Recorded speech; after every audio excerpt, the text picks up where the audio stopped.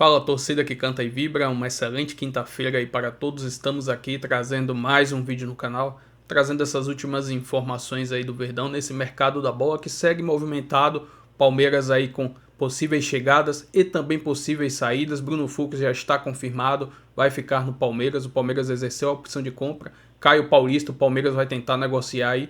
E além disso, Palmeiras e as equipes que têm sintéticos na Série A na próxima temporada se reuniram e emitiram uma nota contra as equipes que ficam jogando falácias aí sobre o campo sintético. Se inscreva no canal, deixa seu like, se quiser deixar a opinião de vocês aí nos comentários e vamos aí com o vídeo. Então, vamos lá de informação. Depois que o Flamengo mandou uma nota para a CBF pedindo o fim dos gramados sintéticos, que já gerou bastante polêmica com respostas da Leila e tudo, CBF também não curtiu muito a pressão. Os clubes da Série A que têm um gramado sintético, que usam um gramado sintético, responderam. Chapecoense, Botafogo, o Palmeiras, o Galo e o Atlético Paranaense responderam divulgando uma nota defendendo o uso do gramado sintético. Eles reafirmam a posição em defesa dessa tecnologia adotada de forma responsável, regulamentada e alinhada às melhores práticas internacionais. Eles dizem ainda que é imprescindível reconhecer que não existe padronização de gramados no Brasil, ou seja, não tem uma obrigatoriedade, de o gramado ser natural.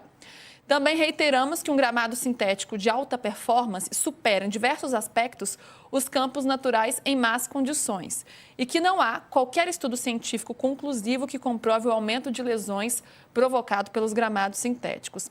Por fim, diz que esse tema ele é legítimo, mas deve ser conduzido com responsabilidade, dados objetivos e conhecimento técnico, e não com narrativas que distorcem a realidade, desinformam o público e desconsideram a complexidade do assunto. Danilo, vamos de informação. Os clubes se uniram aí para se defender depois do posicionamento do Flamengo, certo? Certo. E hoje o Flamengo também soltou um post no Instagram dele, lá com fato ou fake, sobre as questões de lesões. E o Flamengo insistiu que há estudos que falam que o gramado artificial ainda causa mais lesão. Estudos é o tipo de palavra que você ironiza quando você não acredita no estudo. Quando você acredita no estudo, ele serve. Ele coloca lá, estudos, tal, enfim. E fato é que os clubes voltaram a rebater. Todos eles ficaram bastante incomodados. O Palmeiras, obviamente, é o que mais vocaliza, digamos assim, essa insatisfação, até porque o Palmeiras é no país um dos clubes que menos tem lesão, E é obviamente, é um dos que mais joga. Então, e é um dos argumentos que a Leila usa, Então, assim, o Palmeiras insiste nisso. O Jorge Pagura, que é o presidente, você pode discutir, inclusive, o Jorge Pagura. Uhum. Mas, assim, a comissão do Jorge Pagura da CBF tem o diagnóstico usado pela CBF, não o estudo, o diagnóstico usado pela CBF, que diz, neste momento, que não há evidência de maior número de lesões. Uhum. O que eu também acho que não é o único fator para se discutir. Não, são vários. A questão é que, assim, quando é uma discussão, ela é uma discussão que você... Hoje, para qualquer tema, a gente tem uma guerra de narrativa sempre, para qualquer tema. E aí, eu sou sempre a favor de uma discussão... Menos quando você é honesto e coloca os dois lados. Pois é, esse é o ponto. Foi o que a gente fez aqui agora. Esse é o grande ponto. Para mim na guerra de narrativas, você tem que colocar as coisas que você pode provar ou que são fatos. Você não pode falar que o gramado causa mais lesão se há estudos que são diferentes. Um fala que sim, outro fala que não. Ou seja, não há uma conclusão. Você não pode usar isso como um fato. Não é fato isso. Isso não é fato. Ponto. A gente pode aqui discutir que os jogadores não gostam de jogar em gramado sintético. Isso é verdade, a maioria fala. A maioria admite ou fala publicamente que muda o jeito de jogar porque a bola quica X, quica Y no gramado natural e quica Z, quica T no gramado artificial. Essa é uma discussão justa, é um pouco mais subjetiva, porque é muito mais do gosto, mas é uma discussão justa. Então, assim, quando a gente vai discutir isso, não dá pra gente tentar discutir porque eu sou corintiano, vou defender o gramado natural. Eu sou torcedor do Atlético Paranaense, vou defender o gramado artificial. Não pode ser assim. Claro. Não deveria ser assim. Assim como em outros assuntos que deveriam ser debatidos de uma forma coletiva. Inclusive divisão de receitas de televisão, por exemplo. E aí eu estou falando disso por quê? Na minha visão, eu, Danilo, gostaria de um campeonato como é a Premier League. 20 estádios com gramado natural perfeito. É isso que eu gostaria. Então, a proposta do Flamengo, eu acho uma boa proposta. Porque ele propõe 20 gramados naturais, regulamentados e que quem não cumprir tem que punir. Dá para debater o prazo pedido pelo Flamengo, sugerido pelo Flamengo. Eu acho que dá para debater. Dito isso, eu, de novo, repito, gosto da proposta do Flamengo e eu acho que o ideal é que o Campeonato Brasileiro tivesse 20 gramados naturais bons. Dito isso, não dá para o Flamengo acusar os 5 clubes que querem usar o sintético que eles não estão pensando na coletividade. Por quê? Porque na discussão da Libra, que foi a discussão mais recente, mais acalorada, o principal argumento era: não há uma liga no Brasil e cada clube defende o seu. O Flamengo vai defender o seu até a morte e quer ganhar mais que os outros porque entende que merece ganhar mais que os outros. E o Flamengo admitia ter uma postura individualista.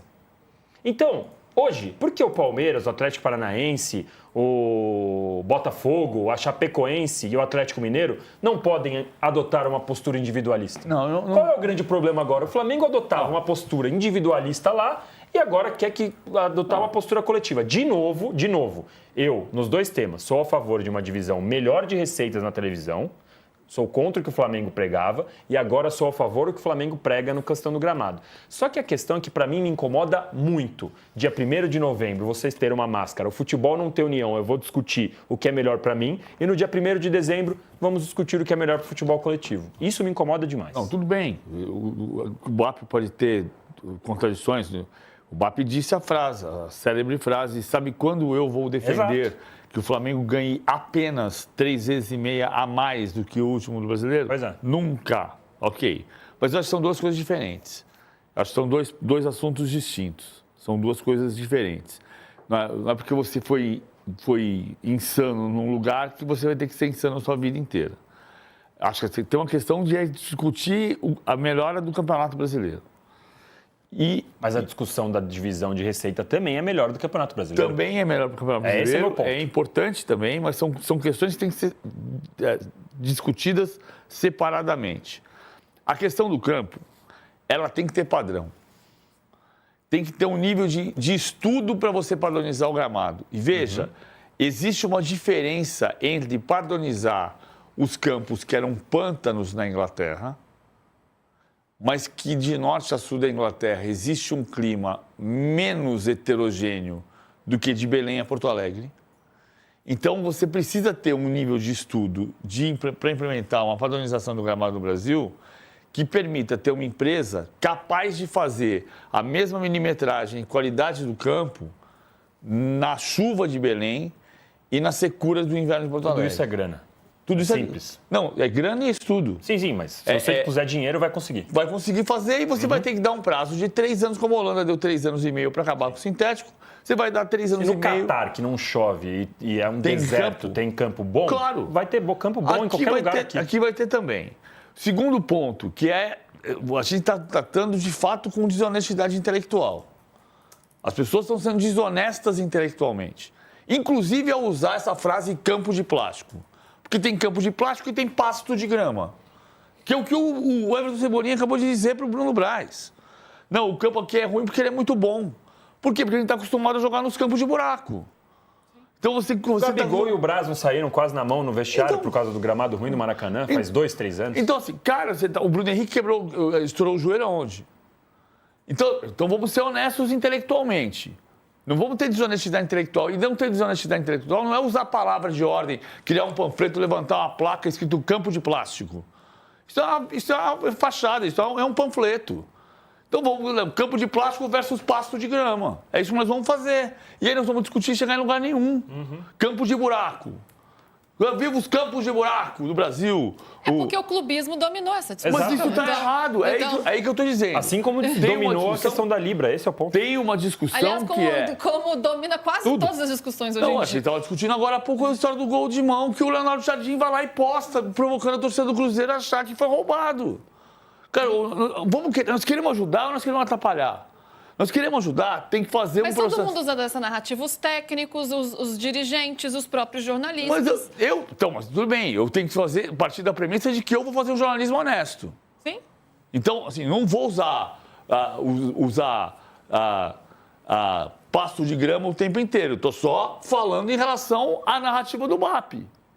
O BAP foi que falou campo de plástico. O campo não é de plástico. O campo é de grama artificial permitida pela FIFA e usada na Conmebol. E usada na Champions League. Porque na Champions League são raríssimos campos. Na final da Champions League não pode ter. Mas na temporada 2008 da Champions League, que a final foi no Luznik, quando tinha jogo do Luznik na fase de grupos, podia. Não podia na final. Então, assim, vamos parar com a desonestidade intelectual. É esse o ponto central. É preciso avançar para você ter os melhores campos do planeta. Você não pode chegar no Catar e falar assim, nossa, mas que campo bom, hein? Nossa, olha só, não consigo jogar nesse campo porque ele é bom demais. Não tem um campo desse no Brasil. Quero jogar num buraco. Não dá, né? Se Vou jogar no acostumar com o que é platô ruim, que né? nasceu o Garrincha jogando num platô de terra batida. Sim, tudo tem que melhorar, né? De falar do Palmeiras, o Palmeiras que também está se movimentando, né? E tem uma movimentação de mercado que já era esperada, que é a contratação em definitivo do Bruno Fux, porque ele era um empréstimo, era uma troca com o Atlético Mineiro. Quem traz mais informações é a Mari Loturco, que está lá na redação, aqui em cima, bem pertinho aqui do estúdio, vai explicar pra gente que em pé está. Mas tá tudo certo na realidade, né? O Palmeiras deixou muito claro há muito tempo que iria permanecer com o Bruno Fux, né? Isso mesmo, minha amiga. Primeiramente, muito boa tarde para você, uma ótima tarde para todos que nos acompanham, quem está aqui junto com a gente. Então, o nome aí, Bruno Fux, o zagueiro da equipe do Palmeiras, foi formalizada essa compra com o Atlético Mineiro. Lembrando que ele chega emprestado do Galo em meados de fevereiro, foi até uma espécie de... Essa negociação envolveu ali também a ida do lateral esquerdo Caio Paulista para o Galo. Ele chega emprestado naquele começo ali, até dá uma oscilada, mas depois ele se firma ali na posição tanto na zaga, até mesmo como um volante, e aí agora foi formalizada a compra. Agora, claro, tem algumas questões burocráticas, mas está super encaminhada, inclusive o valor é de 4 milhões de euros, o que dá mais ou menos aí 26 milhões de reais. É importante falar, né, que ele disputou 44 partidas, tem uma assistência, 3 gols, um deles, inclusive, na partida contra a LDU, uma noite mágica que o Palmeiras considera. E já que a gente está falando de renovação de contrato, também não tem como falar de Abel Ferreira. Ontem a gente trouxe aqui no Taon, falou um pouquinho sobre essa renovação de contrato dele, que vai até 2027. Abel, que se ele completar essa temporada de 2026 aí pelo Palmeiras, vai ser a 7ª temporada dele e ele se torna o técnico mais longevo na história do futebol brasileiro. Ele que coleciona títulos pelo Palmeiras, são 10 títulos ao todo, 2 Libertadores, 2 Campeonatos Brasileiros, 3 Paulistões. Então, o Abel continua e ele até deu uma entrevista para a TV do Palmeiras falando um pouquinho o que fez ele ficar no Palmeiras, que teve um momento, uma mudança de chave e que deu aquela sensação para ele que ele deveria permanecer. Falou, inclusive, da presidente do Palmeiras, né, da Leila Pereira. Vamos conferir, então, esse trechinho da entrevista dele. E a verdade é que há um momento aqui que marca tudo, eu posso vos dizer, e tu sabes, que foi a seguir à derrota com um dos nossos grandes rivais, que foi o Corinthians, a seguir à Copa do Brasil, onde eu tenho, onde a presidente me chama e simplesmente me mete o contrato à frente para eu assinar. Quando tu ouves a tua presidente no momento, se calhar, mais difícil do ano, ela te chama e te senta e te mete o contrato à frente para tu assinares. Logicamente que isso a mim pessoalmente me marcou muito, logicamente que partilhei isto com a minha família, com a minha esposa, e foi o momento que eu disse à presidente, eu não vou assinar o meu contrato agora, mas quero que saiba da minha boca que aconteça o que acontecer até ao final, nós vamos continuar juntos. É esse o momento que marca a minha continuidade no Palmeiras. Então, e até contextualizando um pouco, na época, a Leila também deu uma entrevista, né, falando que ela bancava tanto o elenco quanto o técnico Abel Ferreira, que sabia que o Palmeiras teve diversas trocas ao longo do ano e que era preciso paciência, mas que ela acreditava em muito, acompanhava o trabalho da equipe. Esse contrato do Abel não tem multa rescisória para nenhum dos dois lados e os valores e também as premiações seguem o do atual contrato, né, com esse novo contrato. Jô? E chama atenção porque geralmente quando um time é eliminado de uma competição por um rival, acontece exatamente o contrário. Muitas vezes o técnico perde o emprego. E no caso do Abel, no momento em que acontece essa eliminação tão dolorida, ele recebe ali essa informação importante, esse apoio da presidente Leila Pereira, falando, olha, eu quero que você fique até 2027, então agora é oficial, o Palmeiras já anunciou, então já tem o treinador e já está começando a se movimentar, então Bruno Fux garantido também para a continuidade desse trabalho. Mari, muito obrigada. Paulinho vai estar se recuperando, é isso? Tá, mas tô preocupado, sabia? Com o quê? Tá demorando muito, cara. Ah, mas não estava programado que ia ser ano que vem só? Não, peraí. A programação era terminar. O Palmeiras oficialmente sempre disse que era pro ano que vem.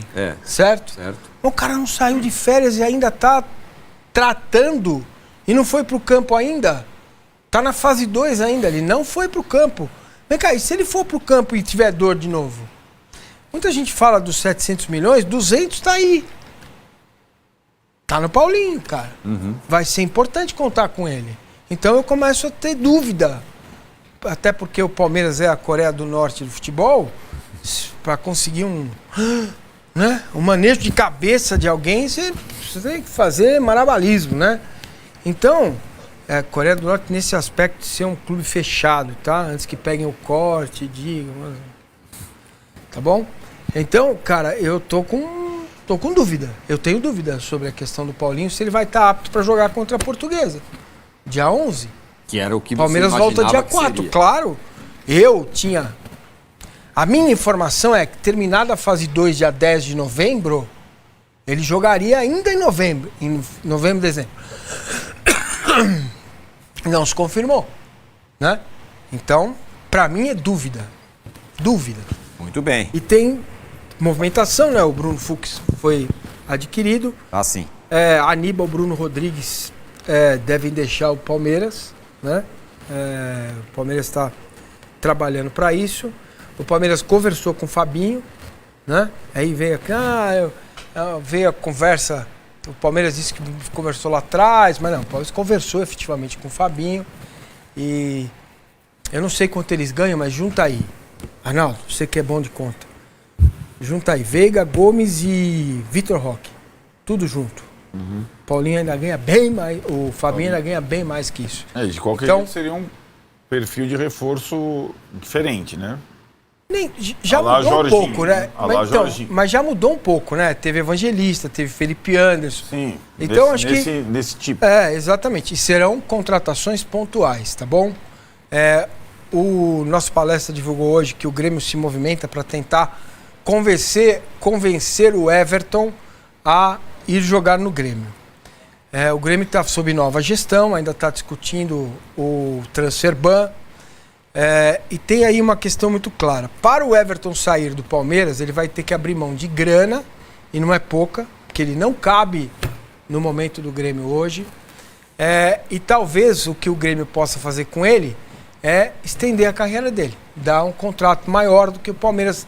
O Palmeiras, quando chega nesse momento, é ano a ano. Renovou com o Lomba, ofereceu para o Lomba 1 ano. Tá certo. Vai oferecer para o Everton 1 ano. Ofereceu para o Rocha 1 ano. Tá? O Rocha negociou a saída dele, foi pro Grêmio. Então, é possível que aconteça? É possível. Depende do que o jogador tem para a vida dele. Muito certo? Bem. E vou trazer aqui agora uma matéria do GE trazendo atualizações dessa situação de Paulinho. Abre aspas. Além de ir ao mercado por contratações, o Palmeiras prevê reforços vindo do departamento médico em 2026. Entre eles o atacante Paulinho, afastado desde julho por conta da segunda cirurgia na tíbia da perna direita. Ele segue em São Paulo neste início de férias até 23 de dezembro para continuar o tratamento na academia de futebol. O atacante tem avançado na recuperação com redução das dores e previsão de passar por novos exames para avaliar a evolução. Ainda sem prazo de retorno, ele está agora na fase de fisioterapia e ainda não fez a transição para o campo. Ponto decisivo na recuperação será a retomada dos trabalhos com bola, ainda não iniciados e que foram problema durante o início do ano, quando o atleta voltou a sentir dores.